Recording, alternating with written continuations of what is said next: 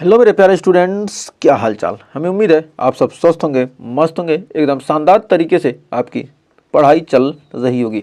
तो स्वागत है भाई फिर से एक बार फिर से क्लास 12 के रसायन विज्ञान यानी केमिस्ट्री में अध्याय 1 पढ़ रहे हैं। लेक्चर नंबर 7 है। हमारा टारगेट है 95 प्लस अचीव करना। तो कह रहा है बिलियन हमारा चैप्टर फर्स्ट पढ़ रहे हैं। UP board, Bihar board, MP board, Rajasthan board, किसी भी बोर्ड के हैं आपके लिए सेशन शानदार होने वाला है। तो आज पढ़ेंगे पराशर दाब वानठाप गुणांक के बारे में। तो आइए शुरुआत करते हैं सेशन की समय न बर्बाद करते हुए। तो हमने आपके लिए क्या दिया था, होमवर्क दिया था। तो आइए इस होमवर्क को देखते हैं, उसके बाद क्वेश्चन को सॉल्यूशन करेंगे, आगे टॉपिक पढ़ेंगे, थ्योरी पढ़ेंगे, जो भी है। तो कह रहा यदि डेल्टा टी एफ व मोलरता का मान 1 हो तो के एफ का मान कितना होगा।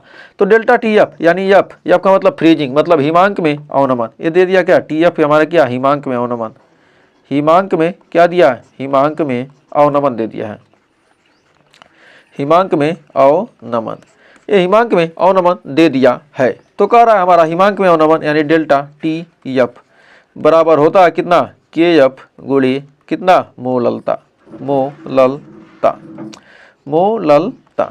तो कह रहा डेल्टा टी एफ हो, मोललता का मान 1, डेल्टा टी एफ का मान कितना 1 है और के एफ का मान पूछ रहा है और मोललता का मान 1 है। तो हमारा के एफ का मान यहाँ से निकल कर आ जाएगा 1। तो हमारा राइट आंसर हो जाएगा ऑप्शन नंबर ए।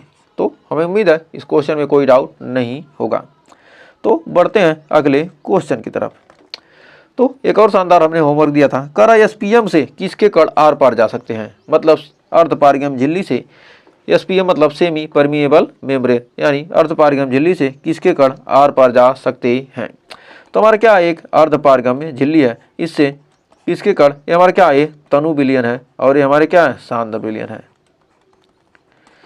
तो तनु से क्या होते हैं, सांद्र की तरफ जाते हैं। किसके कण जाना, क्या करता है, तनु से सांद्र विलयन की तरफ, किसके कण को, विलायक के कण, यानी विलायक के कण तनु से सांद्र की ओर जाते हैं। तो यह क्रिया क्या कहती है, परासरण कहलाती है।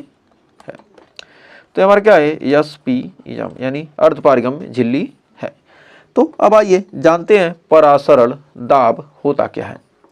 तो परासरण दाब वह दाब है जो क्या करता है, परासर को रोक देता है, परासरण दाब कहलाता है। वह दाब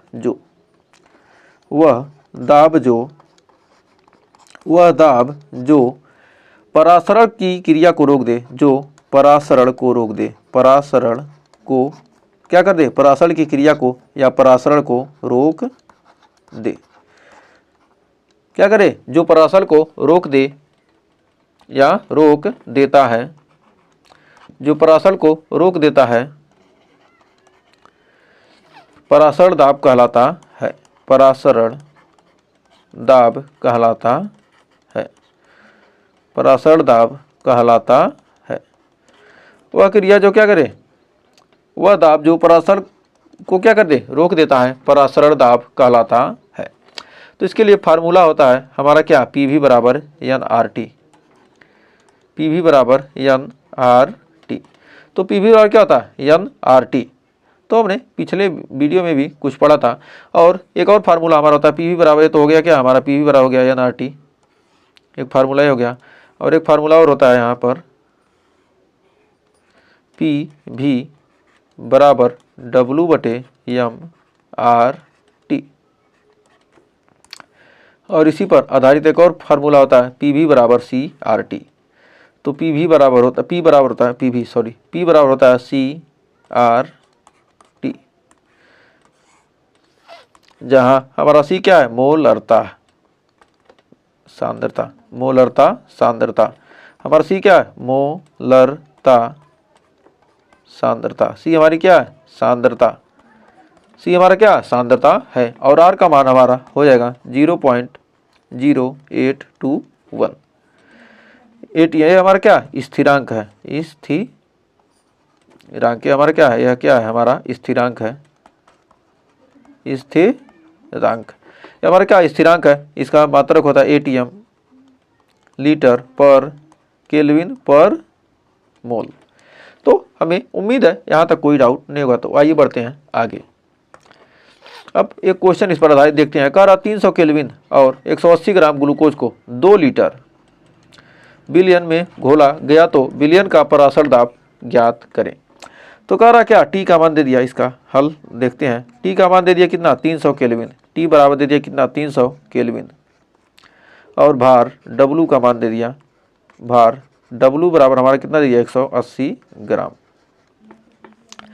और हमारा जो क्या करा ग्लूकोज, ग्लूकोज का अणु भार हमारा क्या हो जाएगा यम, यानी अणु भार, ग्लूकोज का अणु भार होता है कितना हमारा 180, ग्लूकोज का अणु भार होता है हमारा 180, और भी दिया कितना 2 लीटर, यानी आयतन दिया 2 लीटर, और परासरण दाब यानी पी का मान पूछ रहा है। पी हमारा क्या है, परासरण दाब है, परासरण दाब, पी का मान पूछ रहा है, और आर का मान हमारा कितना है 0.0821। तो अब आइए इसका सॉल्यूशन आगे देखते हैं। तो हमारा क्या जो दिया था, सबसे पहले जो दिया उसको लिख लेते हैं, उसके बाद क्वेश्चन को सॉल्यूशन करेंगे। तब हमारा पी भी बराबर हो जाएगा क्या W/m/RT। अब यहाँ पर पी भी बराबर W/m/RT का यूज करेंगे। तो पी भी बराबर W/m/RT का यूज करेंगे। तो पी का मान पूछ रहा है, भी का मान कितना दिया, आयतन कितना दिया 2 लीटर, W हमारा कितना है 180 ग्राम, m कितना है 180, R का मान 0.0821, और T का मान है हमारा 300 केल्विन। तो हमारा 180 से 180 कट जाएगा, 2 से कटेगा कितना 150 बार में, और इन दोनों का मल्टीप्लाई करने के तो हमारा P बराबर आ जाएगा 12.31 वायुमंडलीय दाब, वायुमंडलीय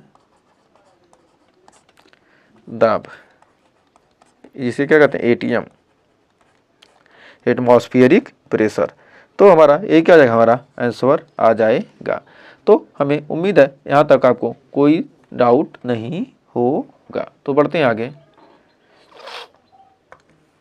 तो देखिए क्वेश्चन क्या कर रहा है, 0.5 m यूरिया के जलीय विलयन में, 0.5 m यूरिया के जलीय विलयन का परासरण दाब इतना डिग्री सेल्सियस पर ज्ञात करें। तो आइए इसका परासरण दाब ज्ञात करते हैं। तो हमारा इसका हल करेंगे। तो हल में मोलरता कितना दिया है, मोलरता ये हमारा क्या, एम का मतलब क्या होता है, कैपिटल एम का मतलब मोलरता दिया 0.5, यानी यही मोलरता हमारी क्या सी है, और टी का मान कितना दिया है 25 डिग्री सेल्सियस, 25 डिग्री सेल्सियस। इसको केल्विन में बदलेंगे तो हमारा हो जाएगा 298 डिग्री केल्विन, 273 इसमें जोड़ देंगे, डिग्री सेल्सियस में क्या करें 273 जोड़ देंगे तो हमारा क्या हो जाएगा केल्विन में बदल जाएगा। तो आर का मान हमारा दिया है 0.0821, और पी का मान हमारा क्या कर रहा है, पूछ रहा है। तो पी का मान क्या कर रहा है, पूछ रहा है। तो हमारा पी बराबर होता है CRT, पी बराबर होता है CRT, पी बराबर CRT। तो हमारा पी, सी का मान कितना है 0.5 इंटू आर का मान है 0.0821 इंटू टी का मान है 298। अब टोटल को यहाँ पर करेंगे, इसमें गुणा करेंगे तो क्या होगा 0.5 से गुणा करेंगे तो हमारा कितना आ जाएगा 1/2, यानी इसका आधा हो जाएगा। 0.5 का आधा है तो क्या आ जाएगा हमारा हो जाए 149, तो जाएगा 0.0821 गुणे 149। तो पी का मान हमारा, इसको हल करेंगे तो 12.2 ATM आ जाएगा। तो ये हमारा क्या हो जाएगा, इसका आंसर हो जाएगा। तो हमें उम्मीद है इस क्वेश्चन में भी आपको कोई डाउट नहीं होगा और अच्छे से क्लियर हो गया होगा। तो बढ़ते हैं आगे। अब कह रहा उत्क्रम रिवर्स ऑस्मोसिस, इसी का पूरा नाम हमारा क्या है RO, reverse RSE, reverse osmosis,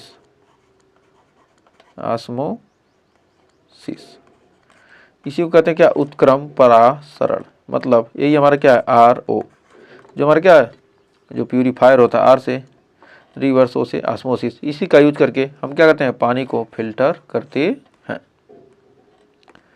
तो कह रहा है परासरण दाब से उत्क्रम परासरण होता क्या, परासरण दाब से अधिक दाब लगा देते हैं। यदि क्या करें हम परासरण दाब से अधिक दाब लगाने पर विलायक के कण क्या होते हैं सांद्र से क्या थे, पहले तनु से सांद्र की तरफ जाते हैं, लेकिन क्या हो जाए इतना दाब लगा दें कि सांद्र से क्या हो तनु विलयन की तरफ जाने लगे। तो इस क्रिया को हम क्या कहते हैं, उत्क्रम परासरण कहते हैं। तो लिखेंगे परासरण दाब से अधिक दाब, परासरण दाब से, परासरण दाब से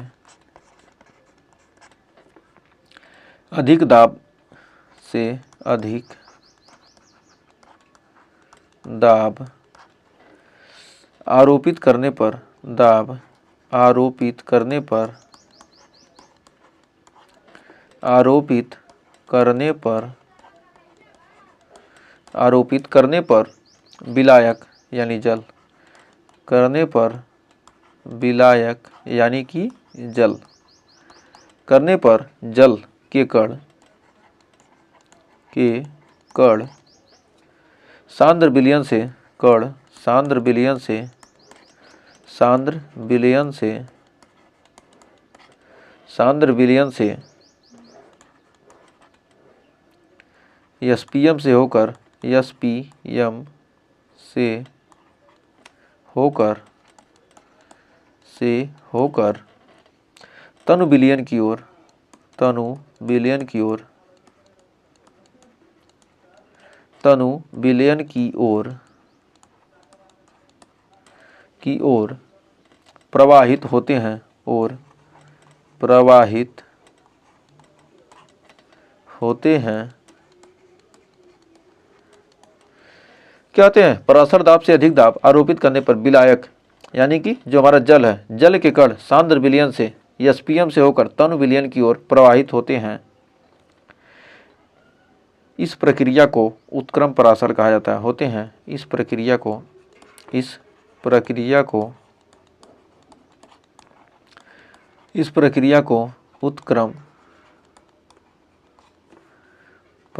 उत्क्रम परासरण कहते हैं,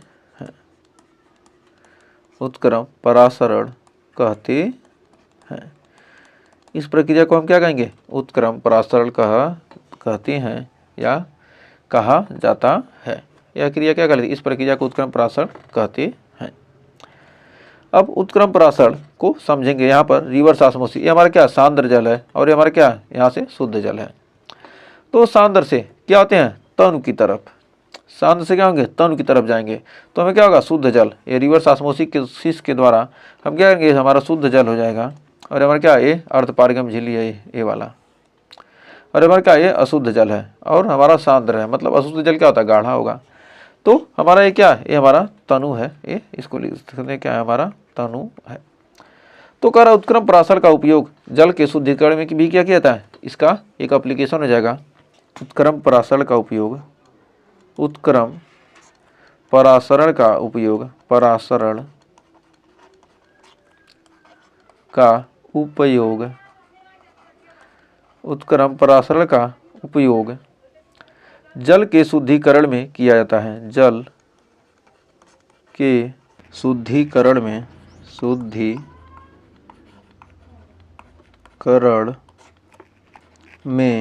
किया जाता है। तो कहाँ किया जाता है, जल के शुद्धिकरण में किया जाता है। उत्क्रम परासरण का उपयोग कहाँ किया जाता है, जल के शुद्धिकरण में। तो आइए बढ़ते हैं आगे। अब जानते हैं, एक एक पॉइंट लिखते हैं। उत्क्रम परासरण के लिए जो दाब लगाते हैं वह परासरण दाब से क्या होना चाहिए, अधिक होना चाहिए। उत्क्रम परासरण के लिए, उत्क्रम परासरण में, उत्क्रम परासरण के लिए, जो दाब लगाते हैं वह परासरण दाब से क्या होना चाहिए, अधिक होना चाहिए। लगाते हैं वह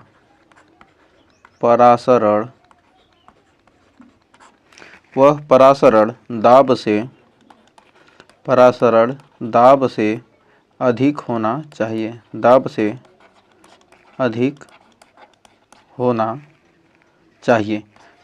क्या होना चाहिए, परासरण दाब से अधिक होना चाहिए। फिर अगला पॉइंट है, उत्क्रम परासरण में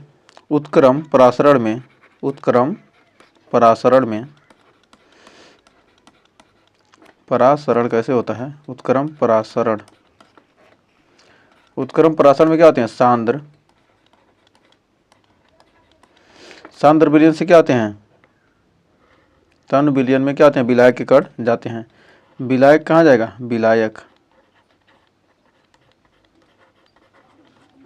किधर जाएगा? एसपीएम के माध्यम से तन की तरफ जाएगा। विलायक के कण क्या होते हैं? सांद्र विलयन से तन विलयन की तरफ जाते हैं। तो परासर दाब से अधिक दाब हम लगाएंगे। मान लीजिए क्या, एक हम एक्सपेरिमेंट करते हैं, यहाँ पर एक एक्सपेरिमेंट करते हैं और यहाँ पर हम क्या करते हैं? एक अर्धपारगम में झिल्ली लगा देते हैं। हमने क्या किया? एक अर्धपारगम झिल्ली लगा दिया और यहाँ पर हम क्या करेंगे? परासर दाब लगाएंगे और यहाँ पर क्या करेंगे? हम शुद्ध जल प्राप्त करने के लिए और उपकरण लगा देते हैं। तो यहाँ हमने क्या किया? यहाँ से हम क्या कर रहे हैं? यहाँ पर परासर दाब लगाएंगे, यहाँ से एक नल निकाल लेते हैं और यहाँ पर हमें क्या होगा? यहाँ पर हम क्या करें? परासर दाब से अधिक दाब लगा रहे हैं। तो यहाँ पर हम क्या कर रहे हैं? परासर दाब से अधिक दाब लगा रहे हैं। यहाँ पर हम क्या करेंगे? परासर, ये हमारा क्या? अशुद्ध जल है। ये हमारा क्या? अशुद्ध जल है। अशुद्ध जल,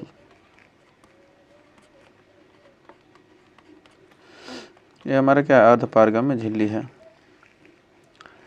अशुद्ध जल है। और ये हमारा क्या? ये हमारा शुद्ध जल हो गया, शुद्ध जल। ये हमारा क्या? एसपीएम। ये हमारा क्या है? तनु है। और ये हमारा क्या है? हमारा सांद्र है, सांद्र।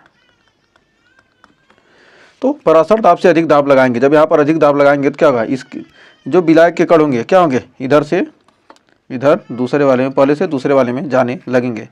तो यहाँ पर क्या लगा रहे हैं? परासर दाब से अधिक दाब,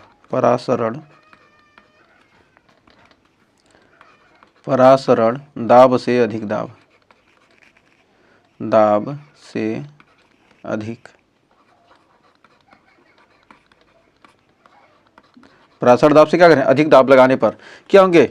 अशुद्ध जल के जो क्या होंगे? विलायक होंगे। विलायक के कण क्या होंगे? तन विलयन की तरफ चले जाएंगे। तो इस प्रकार क्या होती है? परासर की क्रिया होती है। तो अब जानते हैं समपरासारी विलयन के बारे में। समपरासारी विलयन ऐसा विलयन समान ताप पर, जब दो विलयन समान ताप पर क्या करें? समान ताप ले लेते हैं। हमारा क्या? ये विलयन 1 है, ये हमारा ए विलयन है, इसको 1 मान लेते हैं और बी को हम क्या मान लेते हैं? विलयन 2 मान लेते हैं। तो ये हमारा क्या? Isotonic solution. समपरासारी विलयन का मतलब क्या होता है? Isotonic solution, ISOTONIC, tonic solution.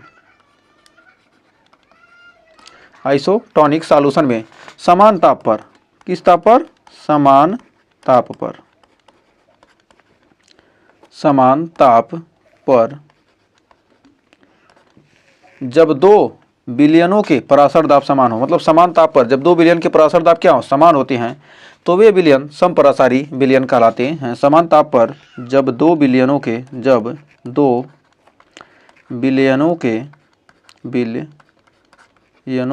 Parashar दाब, विलयनों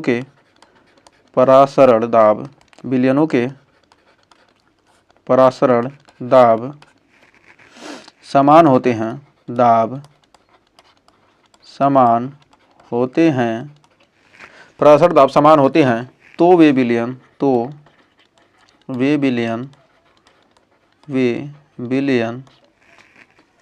समपरासरी विलयन कहलाते हैं।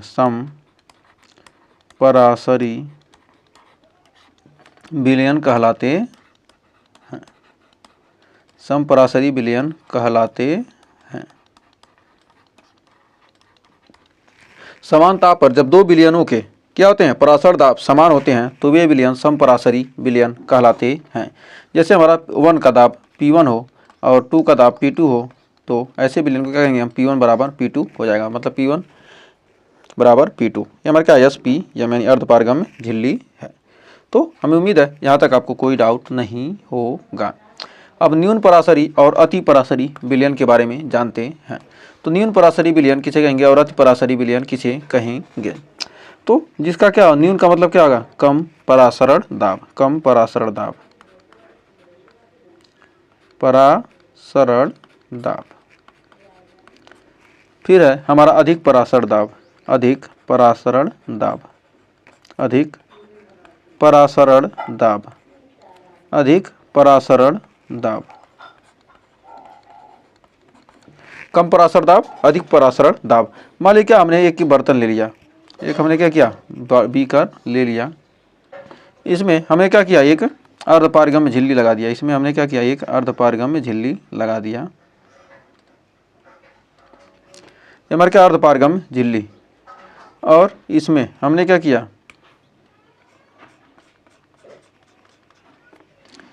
हमारा क्या है हमारा बिलियन, इसको 2 मान लेते हैं, ये हमारा क्या है हमारा बिलियन नंबर 2, और ये हमारा है बिलियन नंबर 1। तो हमारे क्या है 2 बिलियन हैं, 2 बिलियन हैं। तो हमारा जिसका परासरण दाब क्या होता है कम होता है, जिसका परासरण दाब कम होगा तो न्यून परासरी बिलियन, ये हमारा क्या न्यून परासरी, इसका परासरण दाब क्या है कम है, तो इसे क्या कहेंगे इसे न्यून परासरी बिलियन कहेंगे, न्यून परासरी बिलियन। समान ताप पर 2 बिलियनों के दाब क्या हों अलग अलग दाब हों, तो जिसका दाब अधिक होता है उसे क्या कहेंगे अधिक परासरी अति परासरी बिलियन, और जिसका दाब कम होता है 2 बिलियनों में जिनके परासरण दाब क्या होते हैं कम होते हैं उन्हें क्या कहेंगे न्यून परासरी, और जिसका परासरण दाब अधिक होता है उसे कहेंगे क्या अति परासरी बिलियन, अति परासरी बिलियन। बिलियन ये हमारा क्या है ये न्यून परासरी न्यून हो गया, ये हो गया अति, इसका दाब P1 मान लेते हैं, ये हमारा क्या है अति परासरी बिलियन, अति परासरी बिलियन। जैसे ये हम इसका परासरण दाब P2 यानी P1 अधिक है और P1 कम है और P2 क्या है अधिक है, तो यहाँ पर क्या होगा जिसका दाब कम होगा वह न्यून होगा, जिसका दाब अधिक होगा वह अति होगा। तो ये हमारे क्या है न्यून वाले को कहते हैं क्या hypotonic, hypotonic, hypotonic solution, TONIC tonic solution.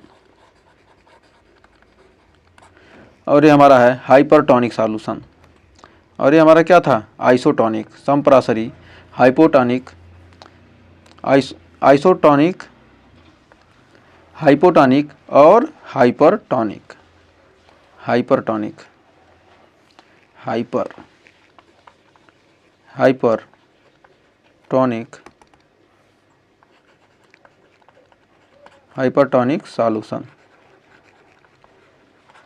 तो हमारा क्या होगा अति परासरी बिलियन हो गया। तो उम्मीद है यहाँ तक आपको कोई डाउट नहीं होगा और अच्छे से क्लियर हो गया होगा। ये बढ़ते हैं आगे, अब जानते हैं वान ठाप गुणांक। तो वान ठाप गुणांक के बारे में आइए चर्चा करते हैं। तो वान ठाप गुणांक को हम क्या करते हैं आई से प्रदर्शित करते हैं, इसको हम क्या करते हैं आई से प्रदर्शित करते हैं। तो मान लीजिए क्या किसी यौगिक का वियोजन या संयोजन, मतलब कोई यौगिक है या तो क्या होगा वियोजित होगा या तो क्या होगा संयोजित होगा, तो इसको जो बताता है उसी को क्या कहते हैं हम वान ठाप गुणांक कहते हैं। ये हमारा क्या कोई पदार्थ या यौगिक है, ये कोई क्या है पदार्थ यानी कि कोई यौगिक है। तो किसी पदार्थ या यौगिक के वियोजन या संयोजन को बताने वाले को ही हम क्या कहते हैं वान ठाप गुणांक कहते हैं। तो किसी लिख सकते हैं किसी यौगिक का, किसी यौगिक, किसी यौगिक का वियोजन या यौगिक का वियोजन या संयोजन,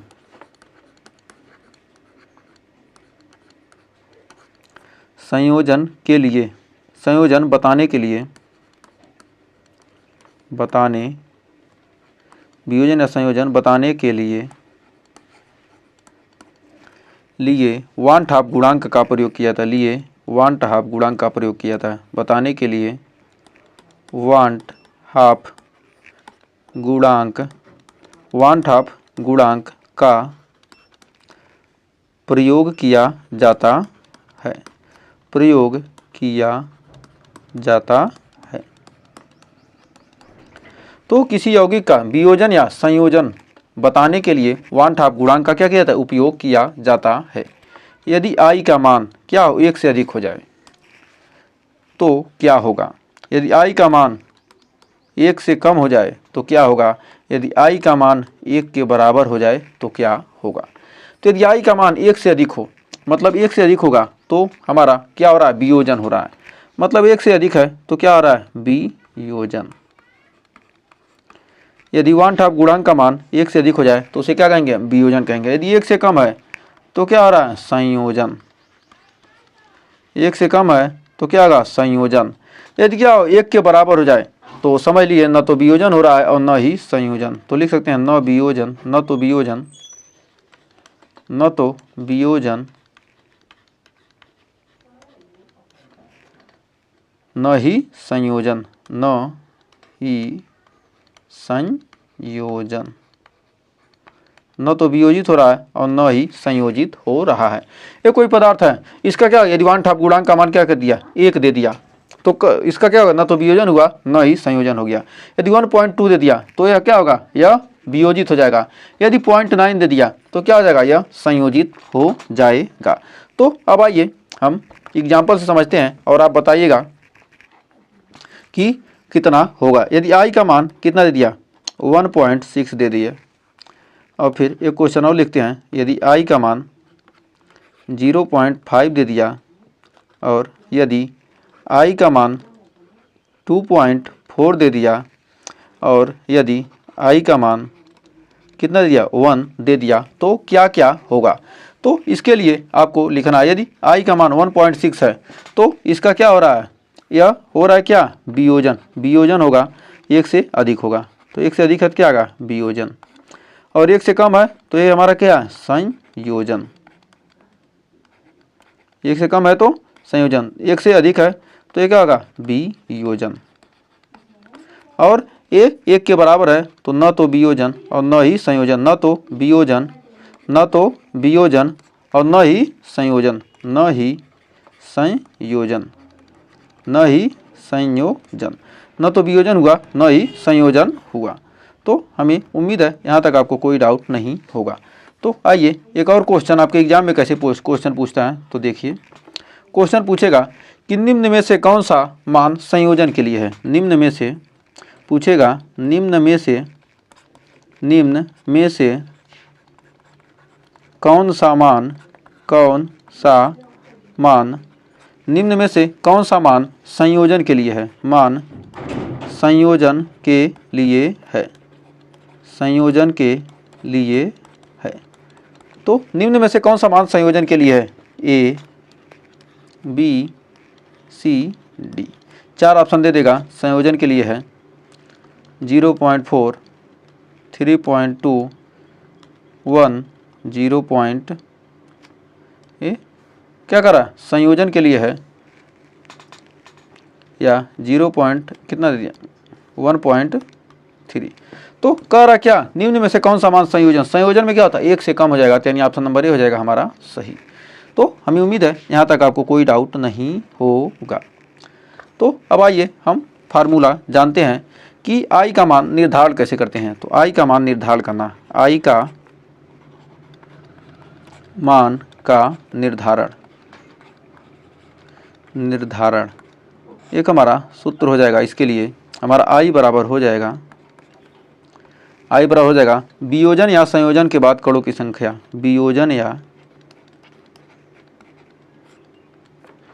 या संयोजन के बाद, संयोजन के बाद कणों की संख्या, वियोजन या संयोजन के बाद कणों की संख्या, कणों की संख्या, वियोजन या संयोजन के बाद कणों की संख्या,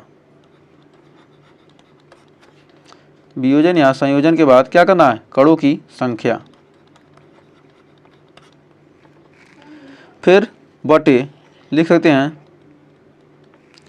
वियोजन या संयोजन से पहले कणों की संख्या, वियोजन या संयोजन से पहले, वियोजन या संयोजन से पहले, संयोजन से पहले कणों की संख्या, कणों की संख्या, वियोजन या संयोजन से पहले कणों की संख्या। तो वियोजन या संयोजन के बाद कणों की संख्या या वियोजन या संयोजन से पहले कणों की संख्या। तो आइए एग्जाम्पल समझते हैं, एग्जाम्पल से अभी पूरा क्लियर हो जाएगा। मान लीजिए हमारा NaCl है, NaCl, अब NaCl है तो NaCl कैसे टूटेगा, Na प्लस में टूटेगा और Cl माइनस में, Na प्लस और Cl माइनस में क्या होगा, टूटेगा। जब क्या हो 100% वियोजन हो, यह क्या हो रहा है, जब 100% वियोजन, यह 100% जब 100% वियोजन हो, 100% वियोजन, उसके लिए यहाँ पर वियोजन क्या हो रहा है, 100% हो रहा है। जब 100% वियोजन होगा तो हमारा वियोजन क्या, वियोजन या संयोजन के बाद कणों की कुल संख्या कितनी है, 1 2, तो 1 है और ये हमारा 2, यानी I का मान हमारा कितना आ जाएगा, 2, और वियोजन से पहले हमारा क्या 1 है, 2/1, यानी I का मान कितना हो गया, 2 हो गया। तो I का मान 2 आ गया, तो मतलब क्या हो रहा है, वियोजन हुआ है। अब अगले एग्जाम्पल समझते हैं, एक और एग्जाम्पल देखते हैं, एग्जाम्पल एक और, कर CaCl2, कैल्शियम क्लोराइड टूट रहा है कितना, Ca डबल प्लस में और प्लस 2Cl माइनस में। तो यहाँ पर देखिए ये हमारा क्या है, 1 है और यहाँ पर क्या है, यहाँ पर 2 अणु है, ये हमारा क्या है, 2 है। तो टोटल यहाँ पर कितना हो गया, वियोजन हो गया 3, और हमारा पहले क्या था, I का मान यहाँ से निकालेंगे तो हमारा वियोजन हुआ 3 में, और क्या पहले क्या था, वियोजन के बाद अणु की संख्या 3 और पहले 1, यानी हमारा कितना हो जाएगा, I का मान हो जाएगा 3। अब अगला एग्जाम्पल देखते हैं, एक और एग्जाम्पल देखते हैं, कह रहा है 2CH3COOH, तो हमारा क्या रहा है, यह वियोजन हो रहा है। तो यह क्या रहा है, इसमें वियोजन हुआ कि संयोजन हुआ, तो यहाँ पर हमारा बन जा रहा है CH3COOH का होल ट्वाइस। तो यहाँ पर संख्या कितनी है, यहाँ पर 1 है, और वियोजन से पहले हमारा क्या है, 2 है। तो वियोजन के बाद, वियोजन या संयोजन के बाद, वियोजन या संयोजन के बाद अणुओं की मात्रा कितनी है, कणों की संख्या, कह रहा क्या, कणों की संख्या कितनी है, 1 ही कण है, तो हमारा I का मान निकल के आ जाएगा, वियोजन या संयोजन के बाद कण की संख्या 1 और पहले कितनी है, 2, तो यानी हमारा हो जाएगा 1/2 यानी 0.5। तो ये हमारा क्या हो गया, संयोजन,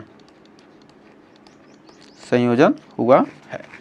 तो हमें उम्मीद है यहाँ तक कोई डाउट नहीं होगा। तो अब आइए और एग्जाम्पल देखते हैं। 100% वियोजन, 100% वियोजन, जब 100% वियोजन है तो हमारा क्या हो जाएगा, K4 एग्जाम्पल है, K4 FeCN6 FeCN का होल 6। अब हमारा क्या होगा, 100% वियोजन है, क्या होगा 4K प्लस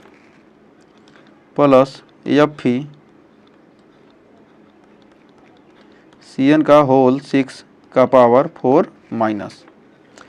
तो हमारा यहाँ पर I का मान कितना आ जाएगा, ये हमारा क्या है, इसमें कितने कण हैं, 4, और इसमें कितने हैं, 1, तो हमारा टोटल कितना हो गया, I का मान यहाँ से निकल के आ जाएगा, और हमारा क्या है, यहाँ पर टोटल हमारा क्या है, I का मान कितना है, 1, वियोजन से पहले कणों की संख्या क्या 1 है, तो I का मान हो जाएगा कितना, वियोजन के बाद कणों की संख्या 5, पहले 1, यानी ये कितना आ गया, 5। तो हमारा ये निकल कर आ गया। अब एक और एग्जाम्पल लेते हैं, 100% वियोजन का, ये भी है 100% वियोजन।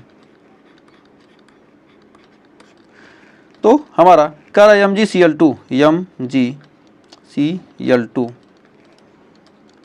100% वियोजित हो जाता है, Mg डबल प्लस बना ले रहा है, Mg double plus plus 2Cl minus. तो यहाँ पर I का मान, तो यहाँ पर कितने हैं, कणों की संख्या कितनी है, 3, और वियोजन से पहले 1, तो हमारा कितना आ जाएगा, I का मान 3 हो जाएगा। तो उम्मीद है यहाँ तक कोई डाउट नहीं होगा। तो बढ़ते हैं आगे, कुछ और एग्जाम्पल देखते हैं। अब वियोजन की मात्रा अल्फा हो तब, अब एग्जाम्पल वियोजन की मात्रा अल्फा, वियोजन की मात्रा, वियोजन की मात्रा क्या हो, अल्फा हो, वियोजन की मात्रा अल्फा यदि क्या हो, वियोजन की मात्रा अल्फा यदि क्या हो, 50% वियोजित हो रहा है, 50% क्या हो गया, वियोजित हो गया, तो हमारा लिखेंगे क्या 50/100 यानी कितना होता है 1/2 यानी 0.5। तो हमारा कर रहा है NaCl क्या कर रहा है अल्फा वियोजित हो रहा है, अल्फा 50% क्या हो रहा है वियोजित हो गया। तो NaCl तो हमारा Na प्लस Cl माइनस, तो वियोजन की मात्रा पहले क्या था 1 था और बाद में क्या हो गया अल्फा, अल्फा क्या हो गया वियोजित हो गया। तो वियोजित हुआ, पहले तो ये था और बाद में क्या हो गया हमारा अल्फा वियोजित हो गया, तो इसमें से क्या हो गया अल्फा घट जाएगा। तो NaCl का क्या हो गया अल्फा बाद में, ये हमारा क्या है ये बाद में, अल्फा क्या होगा 1 माइनस अल्फा। तो पहले क्या था 1 था लेकिन क्या होगा अल्फा वियोजित हो गया, तो अल्फा अल्फा 1 माइनस अल्फा हो गया। अब आई का मान हमारा टोटल हो जाएगा 1 माइनस अल्फा प्लस अल्फा और प्लस अल्फा, सभी को जोड़ देंगे तो हमारा आई का मान आ जाएगा 1 प्लस अल्फा, यानी अल्फा का मान कितना है 0.5 यानी 50% वियोजित हो रहा है। तो 1 प्लस 0.5 यानी 1.5। तो यही हमारा क्या होगा आंसर आ गया। तो उम्मीद है यहाँ तक कोई डाउट नहीं होगा। तो आइए बढ़ते हैं आगे, एक और एग्जाम्पल देखते हैं। कह रहा वियोजन की मात्रा अल्फा क्या हो 70% हो, यदि वियोजन की मात्रा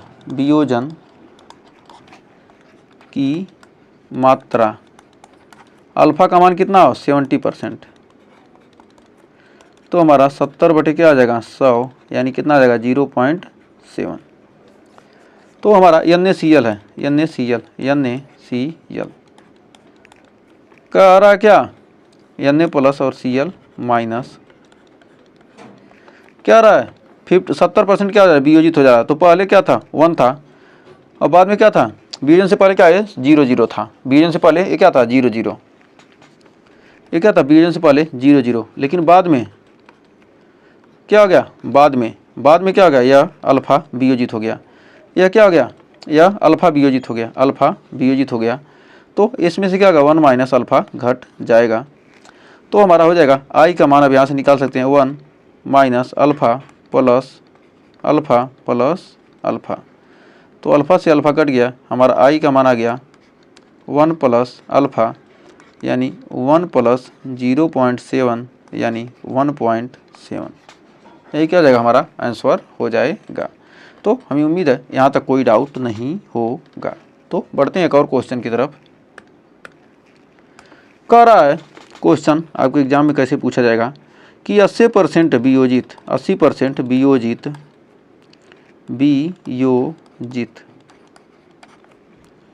CaCl2 के लिए आई का मान ज्ञात करो। आई का मान क्या होगा, तो 80% क्या करना है वियोजित CaCl2 के लिए आई का मान क्या होगा। तो हमारा इसका हल करेंगे तो हमारा हो जाएगा कितना अल्फा बराबर कितना दे दिया 80% यानी 80/100 यानी कितना आ जाएगा 0.8 हो जाएगा। तो हमारा CaCl2 के लिए हमारा क्या आ जाएगा Ca डबल प्लस और प्लस 2Cl माइनस, तो Ca डबल प्लस और 2Cl माइनस, तो हमारा 1 माइनस अल्फ़ा हो जाएगा ये हमारा अल्फ़ा और 2Cl है तो 2 है तो क्या आ जाएगा हमारा 2 अल्फ़ा। तो हमारा आई का मान यहाँ से निकल कर आ जाएगा कितना, सभी को जोड़ देंगे तो 1 माइनस अल्फ़ा प्लस 2 अल्फ़ा। अब अल्फ़ा से अल्फ़ा कट जाएगा तो हमारा हो जाएगा आई बराबर 1 प्लस 2 अल्फ़ा यानी 1 प्लस 2 इंटू 0.8 यानी हो जाएगा 2.6। ये हमारा क्या आ जाएगा आंसर आ जाएगा। तो हमें उम्मीद है यहाँ तक कोई डाउट नहीं होगा और अच्छे से क्लियर हो गया होगा। तो आपको सेशन भी अच्छा लगा होगा। तो ये आपके लिए होमवर्क है, जल के लिए सांद्र विलयन से तन विलयन की ओर होकर जाने की वह प्रक्रिया उत्क्रम परासरण विसरण कौन सा कहलाएगा। तो इसका आंसर हमें कहाँ चाहिए, कमेंट बॉक्स में चाहिए। और एक और क्वेश्चन है, कह रहा है यदि आई का मान 1 से अधिक हो तो पदार्थ का होगा संयोजन होगा वियोजन होगा दोनों होगा या इनमें से कोई नहीं। इसका राइट आंसर हमें कमेंट बॉक्स में ज़रूर दीजिएगा। और यदि आज का सेशन अच्छा लगा तो सेशन को लाइक, शेयर और चैनल को सब्सक्राइब करना मत भूलिएगा।